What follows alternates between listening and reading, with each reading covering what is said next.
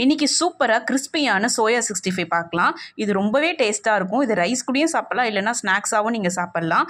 இப்போ தான் நம்ம சேனல் ஃபஸ்ட் டைம் பார்க்குறீங்கன்னா சப்ஸ்கிரைப் பண்ணிட்டு பாருங்கள். இது செய்யறதுக்கு ஃபஸ்ட்டு வந்து சுடுதண்ணியில் கொஞ்சமாக சால்ட் ஆட் பண்ணிவிட்டு சோயாவை ஆட் பண்ணி நல்லா வந்து ஒரு 10 மினிட்ஸ் வந்து அதில் சோக் பண்ணிவிடுங்க. அதுக்கப்புறமா நல்லா தண்ணியெல்லாம் புழிஞ்சு எடுத்து ஒரு பவுல் ஆட் பண்ணிட்டு காஷ்மீரி சில்லி பவுடர் ஒரு 1/2 டேபிள் ஸ்பூன், வீட்டில் அரைச்ச மிளகாய் தூள் ஒரு 1/2 டேபிள் ஸ்பூன், இஞ்சி பூண்டு பேஸ்ட் ஒரு 1/2 டேபிள் ஸ்பூன், தயிர் ஒரு டேபிள் ஸ்பூன் கிட்ட ஆட் பண்ணிவிட்டேன். தேவையான அளவுக்கு சால்ட்டு இதெல்லாம் ஆட் பண்ணி கையாலே நல்லா மிக்ஸ் பண்ணி விட்டுருங்க. அதுக்கப்புறம் 1 டேபிள் ஸ்பூன் கார்ன்ஃப்ளவர் மாவு, 1 டேபிள் ஸ்பூன் அரிசி மாவு இதையும் சேர்த்து நல்லா மிக்ஸ் பண்ணிவிடுங்க. இதை வந்து நல்லா மேரினேட் பண்ண போகிறோம். 1/2 அன் ஹவர் கிட்ட விட்டுருங்க, இல்லைனா முடிஞ்சால் 1 ஹவர் கிட்ட கூட விட்டுருங்க. அதுக்கப்புறமா ஒரு கடாயில் கொஞ்சமாக எண்ணெய் சேர்த்து ஒரு சோயாவை ஆட் பண்ணி நல்லா வந்து பொரிச்சு எடுத்துருங்க. ரொம்பவே டேஸ்ட்டாக இருக்கும். கண்டிப்பாக ட்ரை பண்ணி பாருங்கள். குழந்தைங்களுக்கும் ரொம்ப பிடிக்கும். என்னோட சேனல் பிடிச்சா சப்ஸ்கிரைப் பண்ணுங்கள். பாய்.